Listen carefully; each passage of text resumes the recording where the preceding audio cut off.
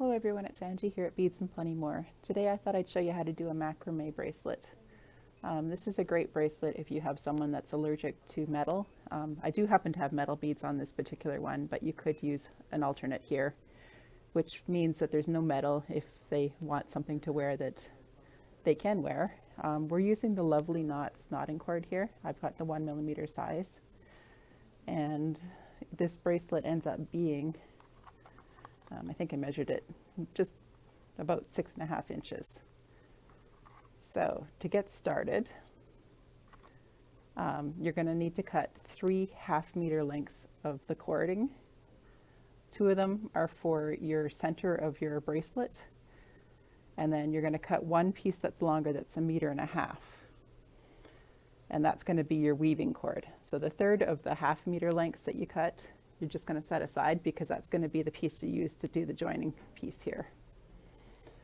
All right, so I'm going to match up my 2 half-meter lengths here.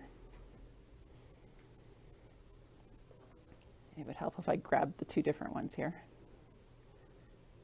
And what I'm going to do is I'm going to measure down about 15 centimeters because that's where I want to start putting my knots. And I'm just going to grab a piece of Scotch tape to mark that spot. Now this isn't a real hard and fast measurement here. It can be a little bit longer, a little bit shorter, and it'll still be okay. And then I'm just going to tie an overhand knot here. This is a temporary knot just to be able to hold my end.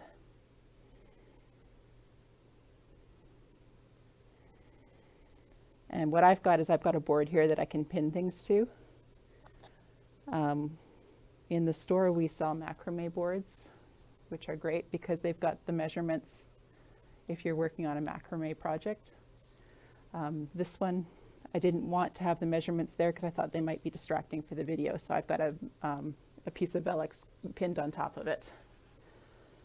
All right, so now let's take our longer cord and we'll start our weaving. I'm just going to pin this up a little higher. So I want to bring this cord underneath and I want to find the center of the cord.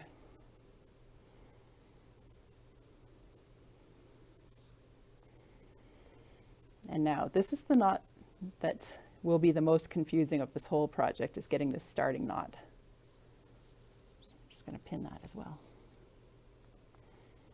Just pin through the Scotch tape to make that work. All right. So I've got left-hand cord, I've got 2 center cords, and I've got a right-hand cord. Now the first knot comes across my 2 center cords, and it's coming on top of them, and it goes under the last cord. So that's the first part of the knot. Now, this last cord is going to come under the 2 middle cords and through the loop here. And we're going to pull that tight. It's the first part of the knot. Okay. Second part of the knot. The left-hand cord is going to come under the 2 middle cords, and it's going to come over the last cord. Just pull the tail ends out of the way.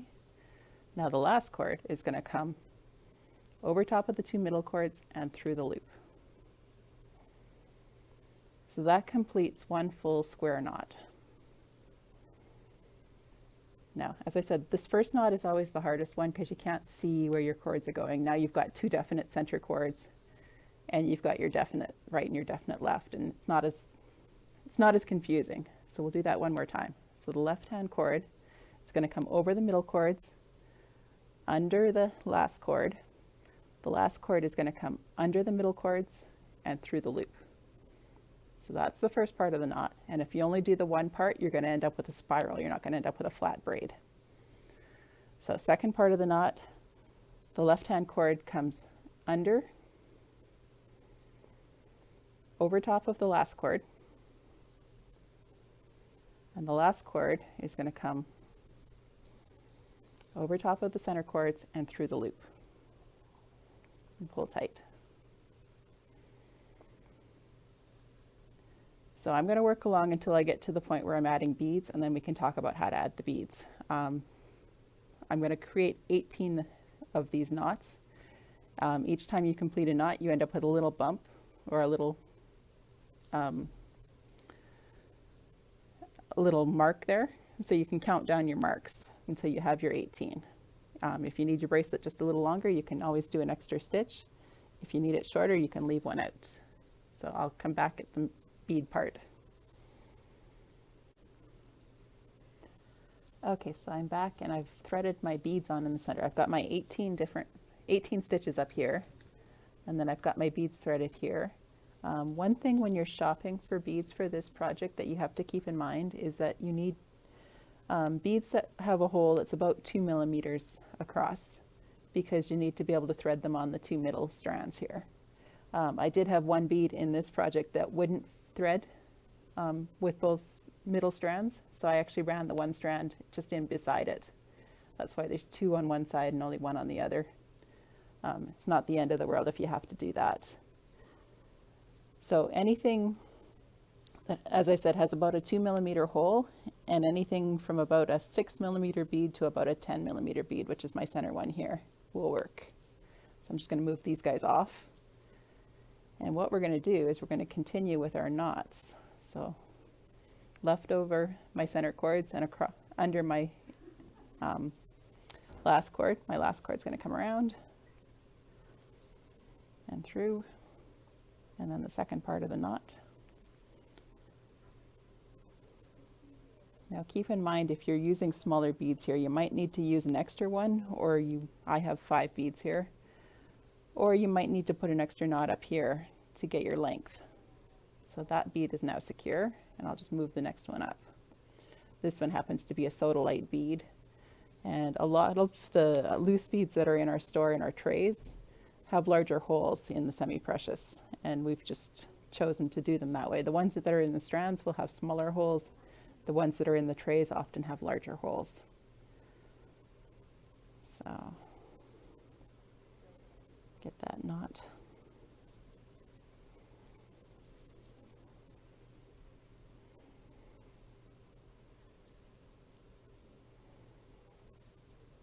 There we are.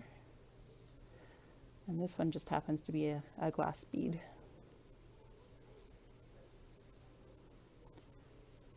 So I'll keep working along until I get my second side done with my 18 stitches after the beads, and then we'll talk about how to join it.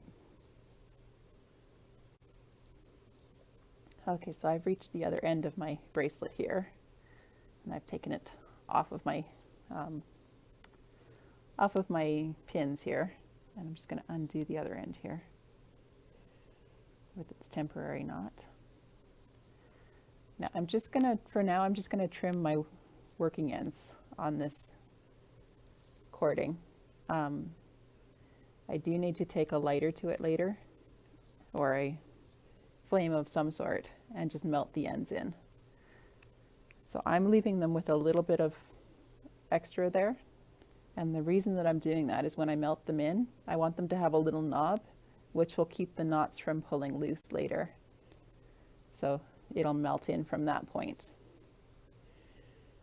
All right, so now I'm at the center of my bracelet, and we just have to do that joiner piece that goes in between.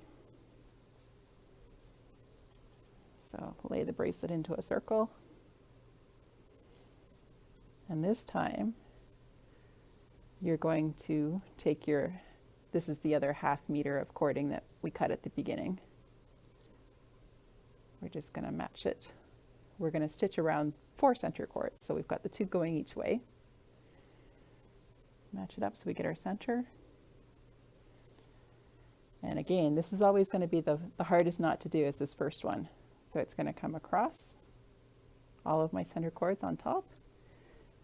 The last cord is going to go over it, come under all of the cords in the center, and through the loop on the other side. Just take your time doing this one. I want to keep my cords somewhat even. Yeah, we're pretty good. Pull everything nice and tight.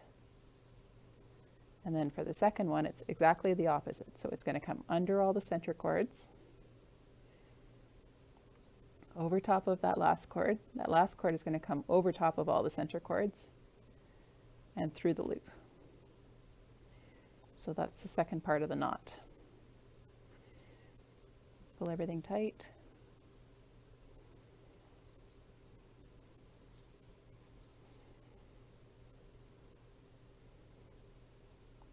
Okay,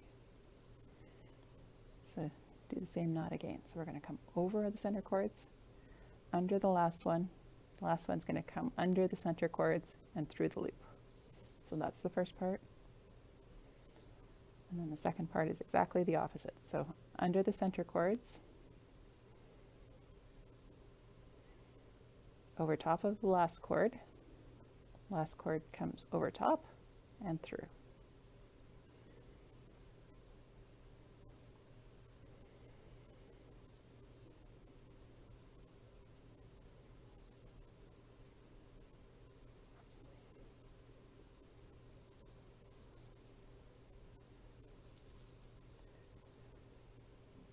And when it comes to doing the joiner, I usually do 5 or 6 in the middle here and then trim any excess off and burn the ends in. But if you need a little more length, make it a little longer. If you don't need, do at least 5, I would say, because if you do too few and it starts to unravel or something at some point, you know, this last knot comes loose, you may end up losing the joiner entirely. So. And once you've got your joiner piece, you can create some little ends by just adding a bead onto each end. So I'm using the same bead I used in the center of it for my end ones here. And keep in mind, you want them to be able to pull a little bit, but you don't want to have really long tails hanging down. So I usually leave them fairly short so that the bracelet can pull open to be able to get it over your wrist and then pull tight once you get it on your wrist. So I hope you enjoyed that and you have a good day.